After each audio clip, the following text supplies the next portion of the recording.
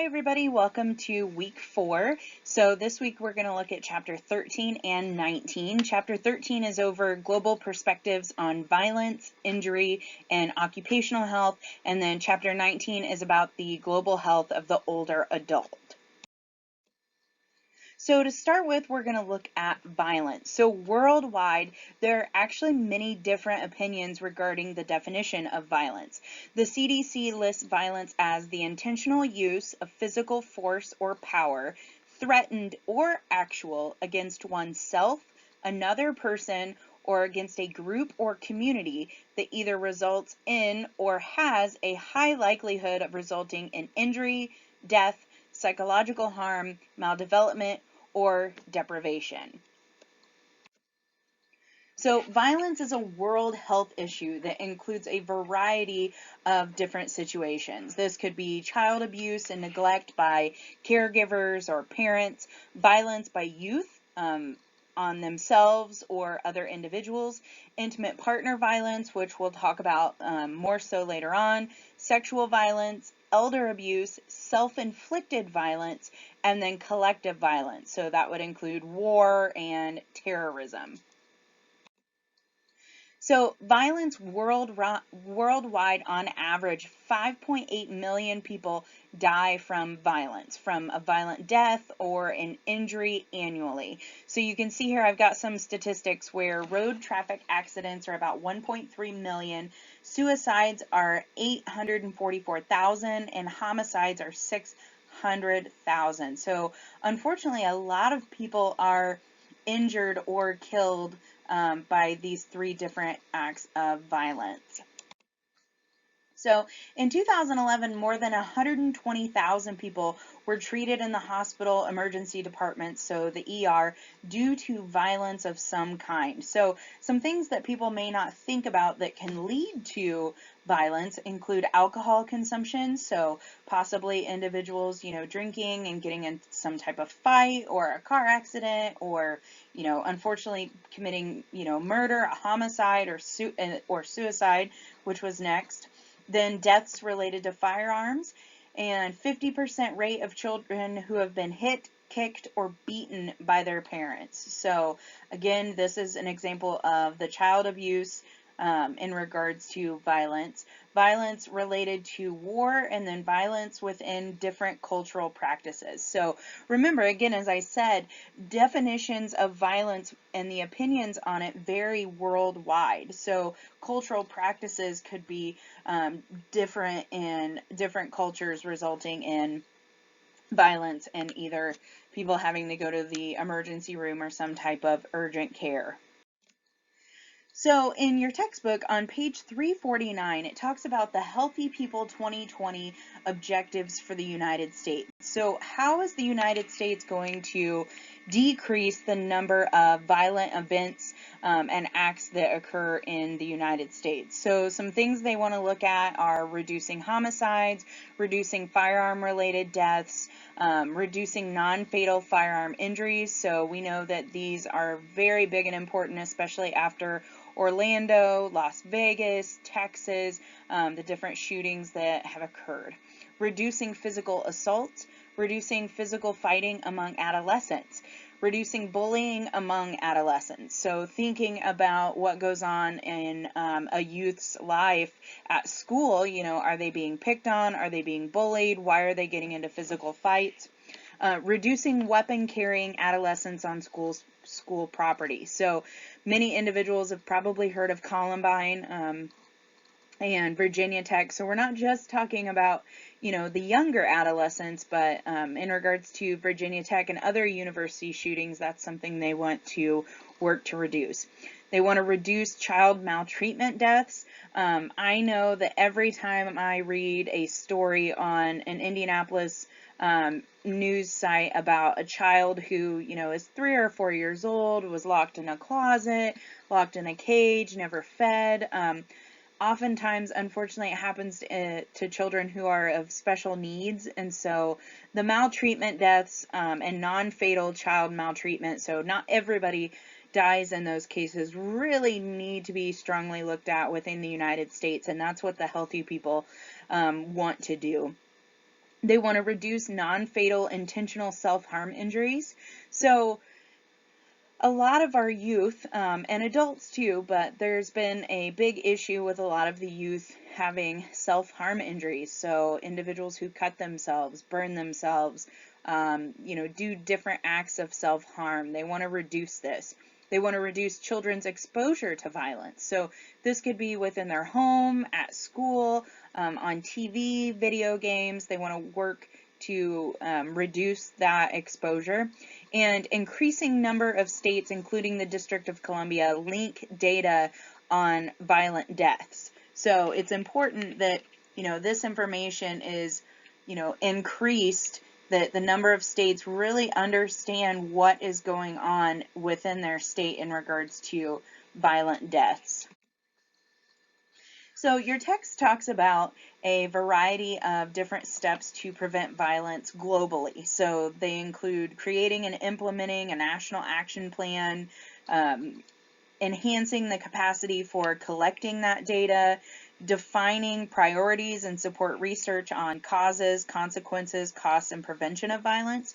So worldwide, a lot of countries are not comfortable with providing their information to everyone. So if you look at some different demographics or statistics, sometimes you may notice that there's just nothing listed for a particular country. Oftentimes it's really, really difficult in order for a researcher to obtain information from specific countries. They just don't want that shared, so we're not able to compare that. They just keep it hidden and don't report it. Globally, we need to define priorities and support research on causes, consequences, costs, and prevention of violence. We need to promote primary prevention responses. So we need to make improvements in parental training, family functioning, and measures to reduce those firearms and firearm safety, and implement media campaigns to change attitudes, behaviors, and social norms. So you can see on the slide here, this is particularly in regards to the United States, but these are also very similar to what is found worldwide. Three more that worldwide they have include strengthen responses to victims of violence, so improve emergency responses, recognitions of signs of violent situations, referral of victims to agencies, support prevention programs, increase reporting mechanisms, and legal processes for victims. So you can think about the shooting in Las Vegas at the Jason Aldean concert, and that idea of the improvement to emergency responses. Its citizens were just putting people in their vehicles, driving them to the most recent hospital. We heard many stories about EMS workers, first responders, firefighters, police officers just doing an amazing job in response to a chaotic situation like that. So that's something that worldwide people want to continue to work on. They want to promote and monitor adherence to international treaties, laws, and other mechanisms to protect human rights. So this definitely has to do with the violence in regards to cultural practices. Is there a law or a treaty that exists within the United Nations to protect particular human rights? And then lastly, we want to seek practical, internationally agreed upon responses to the global drug trade and global arms trade. So they're talking about that importing and exporting, oftentimes on the black market, of drugs and firearms. And, the question is often raised in the United States after a shooting happens of how did they get that type of firearm? Well, in the United States, you can buy an AR-15. You can buy anything that shoots a 223 round that's a semi-automatic. They look like machine guns, and so how are people getting those? How are other countries getting those type of weapons? And so that's something that they want to look at. So how a child is raised really affects their vulnerability and also their likelihood of becoming a victim or a perpetrator of violence as an adult. And so close relationships with others influence the possibility of them becoming a victim or a perpetrator. So some situations like that would include poor parenting practices, marital discord and having friends who engage in violence, social, economic, and gender inequalities, weak economic safety nets, poor law enforcement, and cultural norms about violence that are different. So one cause of violence is believed to be inequality in income and also social status within other countries. So in some countries where there are huge differences in income, you have individuals who are very much on the lower side of their income compared to those who are on the higher end. At times, violence is more frequent in those situations of extreme poverty. So how can, children be influenced by these different risk factors is something that's important for us to look at. So sexual violence is defined as any act or attempt to obtain a sexual act, unwanted sexual comments or advances, or acts to traffic by any person regardless of the relationship to the victim. So this could be a relative or a stranger in any setting, including but not limited to home or work. So this could even be a coworker. And sexual violence occurs in all cultures, in every part of the world. There's not any place that is just not containing any type of sexual violence. You can see on the right hand side, I have a picture there that 1 in 5 women are a target of sexual assault while in college. That's a small number of women who are at risk and are a target. So 20% of all women have experienced an attempted or completed rape by an intimate partner. 1/3 have experienced rape as their first sexual experience. More than 50% of all rapes occur in women before the age of 18. 22% occur before age 12. And in 80% of all rape cases, the victim knew the perpetrator. So if you've ever heard, rapes generally happen by a stranger, not the case in 80% of cases. Sexual violence has really significant effects on the health of the population. So, in looking at something as sexual violence, it really does impact more than just the individual who is the victim of sexual violence. It causes depression, unwanted pregnancy, sexually transmitted diseases, HIV/AIDS, risk of development of high-risk sexual behaviors through sexual promiscuity. So individuals who have been sexually assaulted or a victim of sexual violence could, potentially have high-risk sexual behaviors with other people. So it really does impact more than just the victim.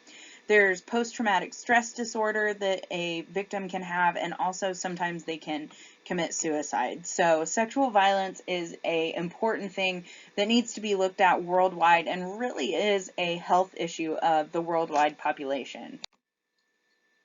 Then in a lot of different countries, we hear about honor killings. So 12,000 women were killed from 1991 to 2007 under the idea of an honor killing. So this is the murder of a family member or member of a social group by other members due to a belief that the victim has brought dishonor to the family or the community. So oftentimes this could be something of wanting to terminate an arranged marriage. It could be, wanting to marry someone of their own choice, engaging in homosexual acts. It could include a manner of how they dress, wanting a divorce. Oftentimes this happens of victims of rape and those who are abused by their husbands. So oftentimes they're targeted and are killed. Honor crimes are acts of violence, usually murder, committed by the male family members against female family members. So then we have intimate partner violence. So similar to sexual violence and still has some similarities, but this is usually domestic or intimate partner violence, which comprises a range of sexually, psychologically, and physically coercive acts used against adult and adolescent women or men by current or former intimate partners. So the CDC did a report and found that it indicated that 5.3 million intimate partners are victims of violence each year. And so intimate partner violence really leads to some major health problems. About 60% have higher rate problems of chronic pain, gastrointestinal disorders, irritable bowel syndrome, reproductive health problems, sexually transmitted diseases, anxiety, low self-esteem. They abuse alcohol, and they have more suicide attempts. So, especially if it's someone who probably you've trusted, you're married to, you're in a relationship with, your body and your mind are really affected by something like that. And so you may try to numb what's going on and start to have anxiety. And you can see on the right-hand side, I've got a statistic that 1 in 3 women and 1 in 4 men have been victims of physical violence by an intimate partner. So remember, it's not just women. Really, men are impacted by this domestic or intimate partner violence as well. But many times we just hear about, domestic violence shelters for women. But it's important to remember that both are impacted. So some characteristics of an individual who might be a perpetrator of intimate partner violence include young age. So maybe a couple that got, married really young, or they're dating really young. If they're heavily drinking, if they're depressed, maybe they have a personality disorder, low academic achievement, low income and poverty, witnessing or experiencing violence as a child.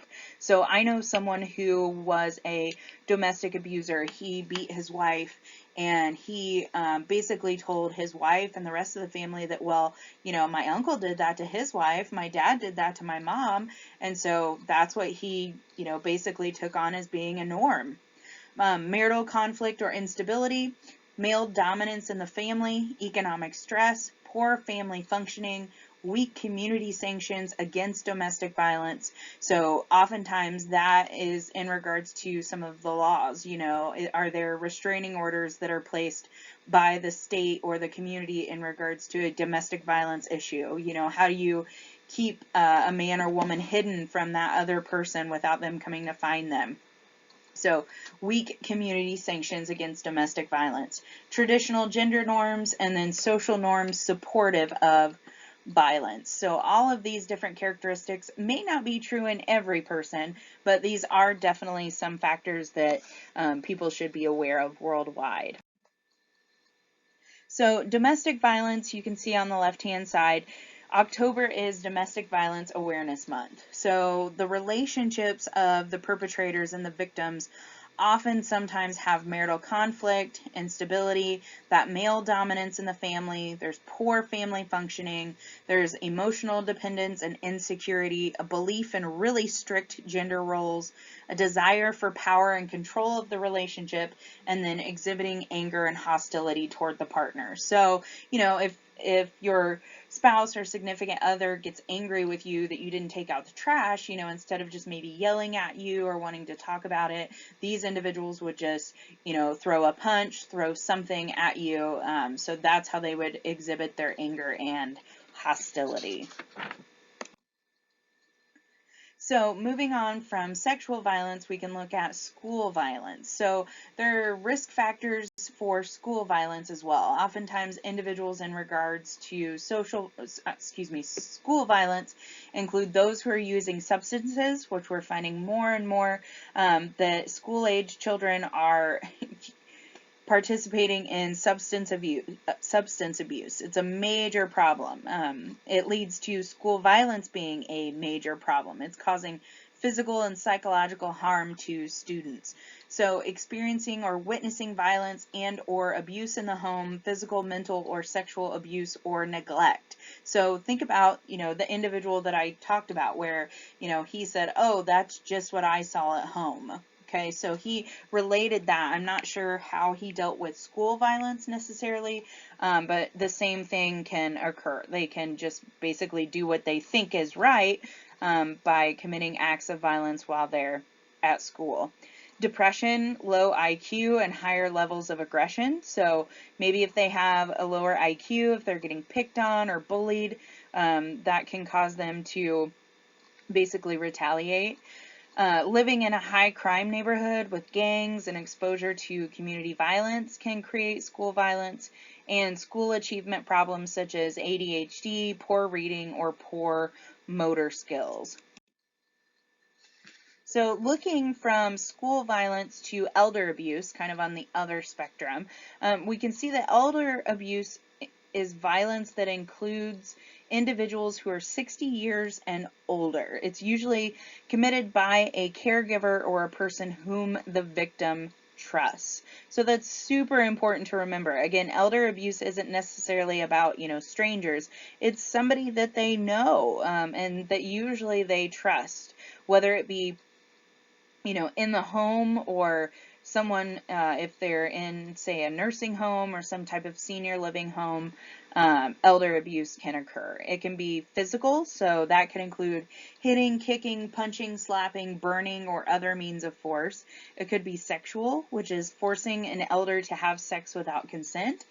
It could be emotional, which is behaviors that hurt the elder's self-worth or emotional well-being, such as name calling, embarrassing the person, or not letting him or her see friends or family.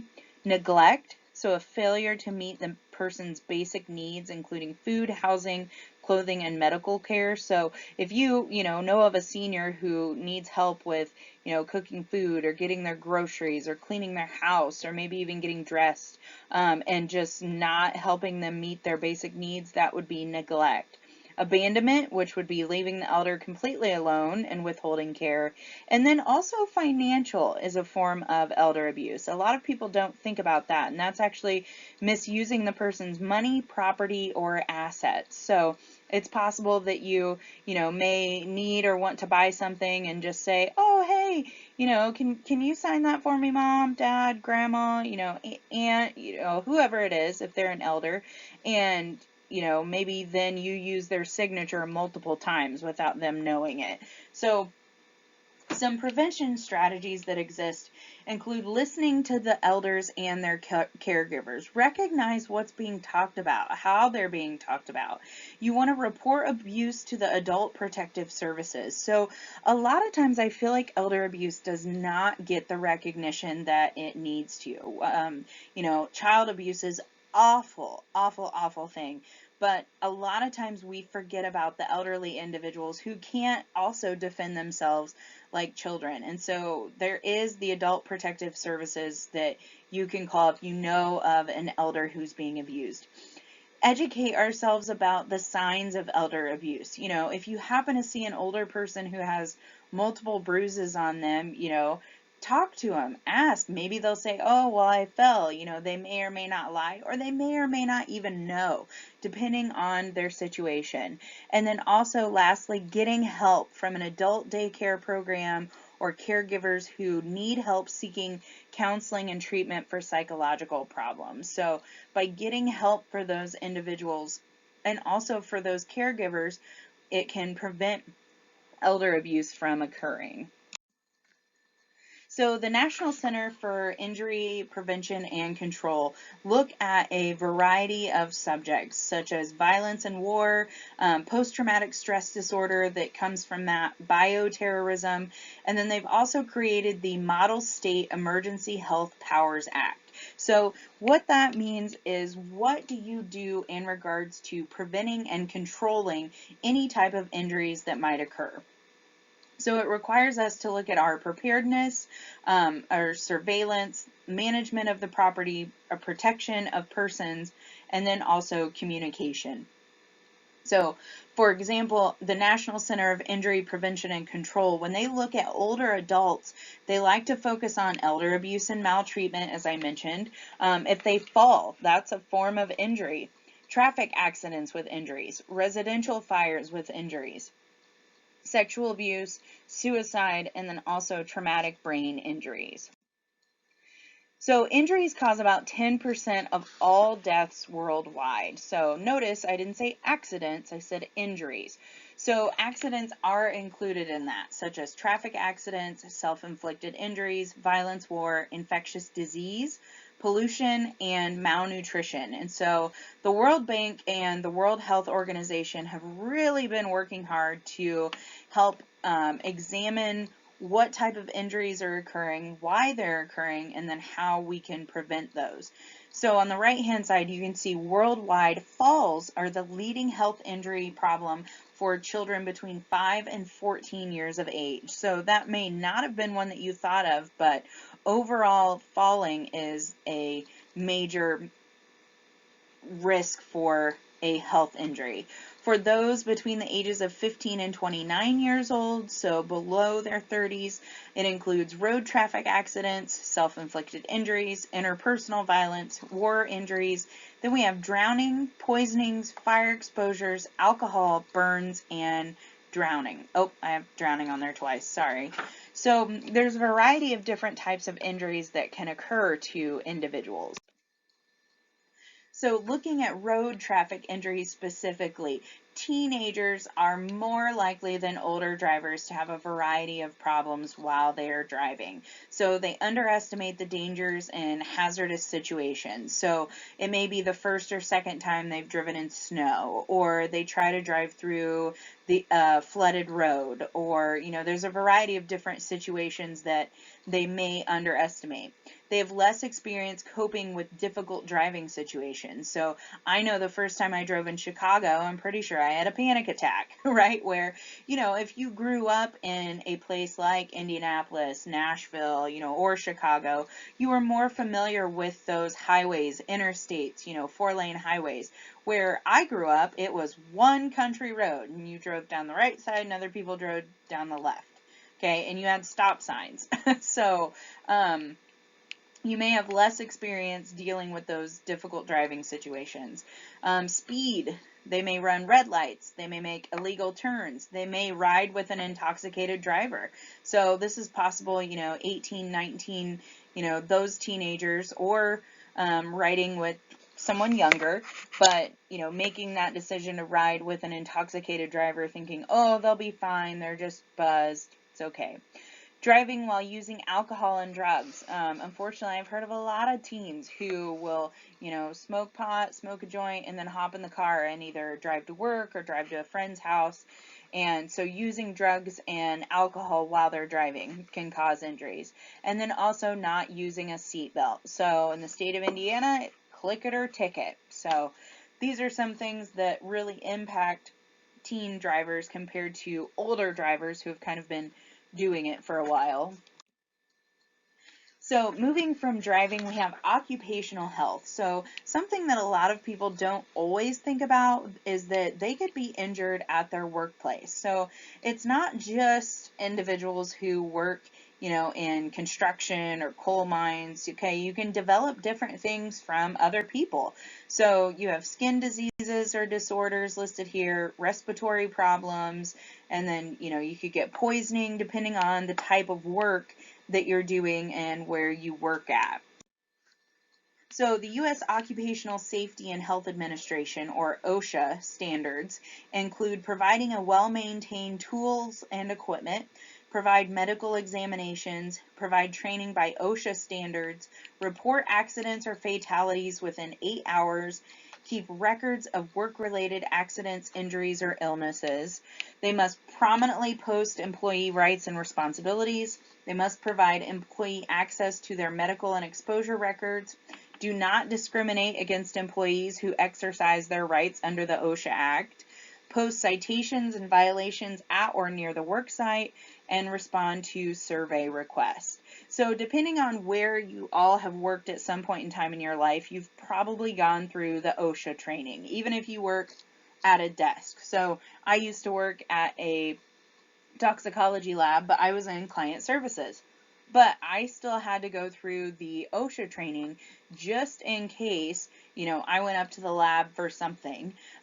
Also in the break room, we had that list of employee rights and responsibilities and OSHA information available, and we had to go through the training. So, just because you work at a place, sitting at a desk doesn't mean that you may not have to go through that type of training.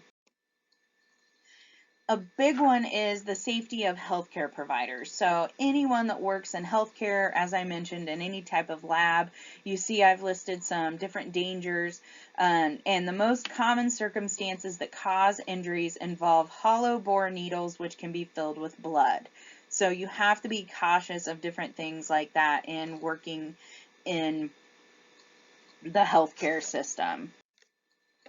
So a major issue with occupational health is job stress. So you can see on the right hand side, I've got a couple pictures of people who, are exhibiting some factors that lead to stress on the job. So that can include heavy workloads, infrequent rest breaks, long working hours, shift work. So if you work first, second, or third shift, that can really mess with your sleeping patterns and your social stress and your family stress.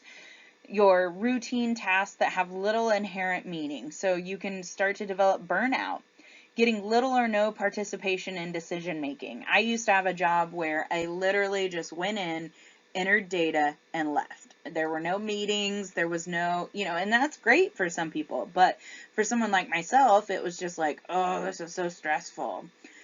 Poor communication in the organization, insensitivity to family needs. This has happened pretty frequently to many of my friends and family members. My dad actually had a boss who, when his dad went to the hospital, and then my grandma went to the hospital like a few days afterwards, they weren't going to let him call off work, and he just kind of, told him what he thought about that, and they were so worried about meeting the quota that they weren't being sensitive to what was going on in my dad's life. Conflicting or uncertain job expectations. So if someone is telling you to do this and another person's telling you to do this, and they have different expectations of you, or you're not sure what they are, that can cause job stress. Having too much responsibility. So that can oftentimes come with those heavy workloads. If everybody's like, oh my gosh, Jim, you do the best. Can you do this for me? Can you do this for me? Oh, we're going to put you in these positions of responsibility. It can really cause some job stress. And then job insecurity. So maybe the company is starting to fail, you're hearing rumors, and then unpleasant or dangerous physical conditions. So you can see here the model of job stress that exists. So stressful job conditions can lead to an increased risk of injury and illness. And so then you miss work, right? So when you're super stressed out and your body can't take it and you start to get sick, then you miss work, which just leads to more stress, and those different individual and situational factors will occur. So some other job stress and workplace hazards. So as an increase in job stress may result in an increase of any of these on the following list. So, you can start to develop musculoskeletal disorders, psychological disorders, cardiovascular disease, impaired immune function. But two things I wanted to look at specifically include reproductive health. So reproductive disorders can include spontaneous abortion, low birth weight, preterm birth, and congenital anomalies. And so these different things can be related to your job stress and your workplace hazards, depending on where you're working, what type of work you're doing. And this isn't just within the United States, this is worldwide. And then the other one I wanted to look at was occupational lung disease. So many occupational lung diseases are related to a specific occupation, usually an exposure to hazardous materials. So asbestos, coal workers, pneumoconiosis, so otherwise known as black lung, silicosis, which is exposure to fine sand in ceramic workers. You could get brown lung, which is exposure to raw cotton, and then also farmer's lung. So there's a variety of different workplace exposures that can cause or worsen maybe asthma, chronic obstructive pulmonary disease, so COPD, and these different things start to build over time depending on where you work and what chemicals and hazards you are around. So a couple other job stress and workplace hazards includes highway work zones and those safety practices. So you should see a lot of different signs where there's actually fines in regards to, speeding through a highway work zone area. A lot of people, it is an inconvenience, It causes us to maybe be late on our commute, but it's super, super important that we are cautious when we go through these areas. The people who work in these practices, they have to disengage from distracting activities. So you shouldn't see them with their phone out. They have to pay close attention to merge signs and flaggers. And then also, we as drivers need to as well. We have to watch out not only for workers, but also equipments. Make sure you turn on your vehicle headlights. And then for agricultural safety, you have injuries that occur that are machinery or even non-machinery injuries.